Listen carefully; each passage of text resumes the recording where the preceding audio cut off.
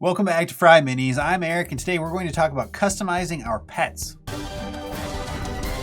Thanks for clicking in, everybody. I really appreciate it. Before we get started, though, I want to do a quick thank you to my patrons, the Spud Club. If you want to support the channel, joining the Spud Club is the absolute best way to do it. You can help me out while getting all sorts of really cool perks. For example, if you're at the silver or higher tier, you can participate in the FryMinis Mini of the Month contest. Our winner for March is Stephen H. with the Prismatic Owl Bear. I love the vibrant, non-traditional color scheme for this WizKids Nolzur's Owl Bear Mini. He even included a special stat block. Great work, Stephen H. A quick shout out to our honorable mention, Austin B. with his Threaded Cane Hunter from the Bloodborne board game. Do you want to win next month? Join the Spud Club. And stick around to the end of the video to learn about this month's Spud Club exclusive FryMinis PDF. Okay, so can we all agree that Dungeons & Dragons is a game built around personalization, customization, and story? The rules function in service to the story. And 5th edition is just the current way that we get from story beat to story beat through the rules. You can sit around the table and tell a story without any rules and have a great time. But if all you have are a set of rules and no story, that's a different story. So when the rules get in the way of our storytelling, we need to make a decision. And that's exactly what Wizards of the Coast did with their Beastmaster Ranger subclass rework in Tasha's Cauldron of Everything through the Primordial Companion feature.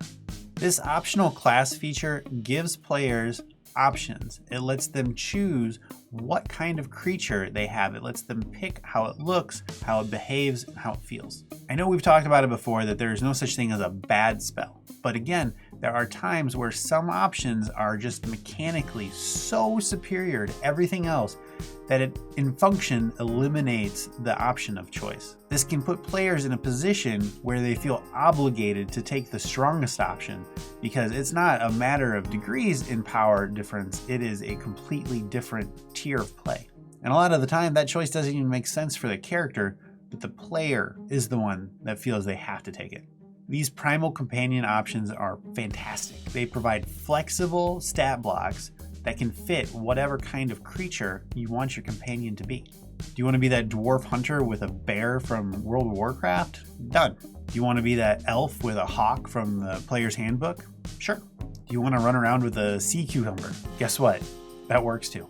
These competitive options foster creativity and innovation in our players. They let the player tell the story they want to tell. I love this template style so much, I want to expand it. All those things I mentioned for the Beastmaster, do they sound familiar to anybody else? Yeah, so there's a reason that 9 out of 10 familiars are owls. Flyby is supremely powerful. And not in a, oh, it can do 1 more damage per round type of scientific equation that you need the lab to figure out, but in a way that is immediately identifiable to even a first-time player. Flyby completely changes how somebody's able to use their familiar. And that's not just, it's better in this situation versus this situation. It's game-changing. So yeah, you might see somebody reskin that owl as an eagle or a pterodactyl or something, but at the end of the day, you're still this tiny flying creature. And while reskinning is great, I think we can do better. Also with familiars, players can often become dedicated to these. They don't see them as just something that, oh yeah, 10 gold, I can resummon it kind of thing, but they see it as a part of the party. They see it almost as a second character. And these players become terrified of their familiar dying, despite it only being a minor inconvenience to get it back. People build emotional connections to these familiars just the same as any player character. But unfortunately, most familiars have literally 1 or 2 hit points. So the only time they'll actually be used in combat is if they have Flyby. A single unarmed punch from a commoner will kill most familiars. It never feels good when one of your creations dies in a game, but particularly with the familiar that somebody has forged this bond with, it's just not a good experience at the table. So let me introduce the Conjured Companions PDF. Exclusively available to my silver tier or higher patrons, this is a simple guide for scalable, customizable, alternative stat blocks for your familiar.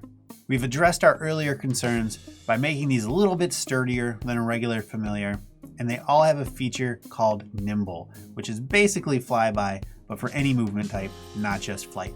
This opens us up to amazing possibilities. Now your familiar can be anything you want it to be. You're not limited to any one particular type. Your Conjured Companion can be an eagle, a devil, a dragon, a miniature grandma, or a shoe. Whatever you want. Whatever makes sense for your character. Whatever makes sense for the story. Oh, but you're a Pact of the Chain warlock and you're tired of being tied down to the imp. That's no problem. Check out the Empowered Conjured Companion. This is a stronger and still scalable version with more elaborate features and innate spellcasting. Also, I really love this stronger variant as a story reward. For example, if you're a wizard, you might be all about your familiar, but you don't have any normal way to improve it. Work with your dungeon master to find a way to unlock this empowered variant after a quest or story beat. Or maybe some cool consumable once per day can juice it up from your regular Conjured Companion to the empowered version for 1 minute or something. Creative, player-focused, and customized rewards can create incredible memories. And if you want even more customization, I've included alternative features to help your Conjured Companion fit your imagination. Maybe swap out Nimble for Mimicry so you can go back to that Raven type creature. Or if you're really worried about your familiar taking damage, maybe pick up Hardy for additional hit points. Of course, I'd love for everyone to pick up the PDF, but even more than that, I'd love for everybody to be able to play the game they want and tell the story they want. I think these creature templates are a fantastic pivot for Dungeons & Dragons. Now, if only somebody would make something similar for Druid Wild Shape. Alright, so what do you think of Conjured Companions and template-based creatures?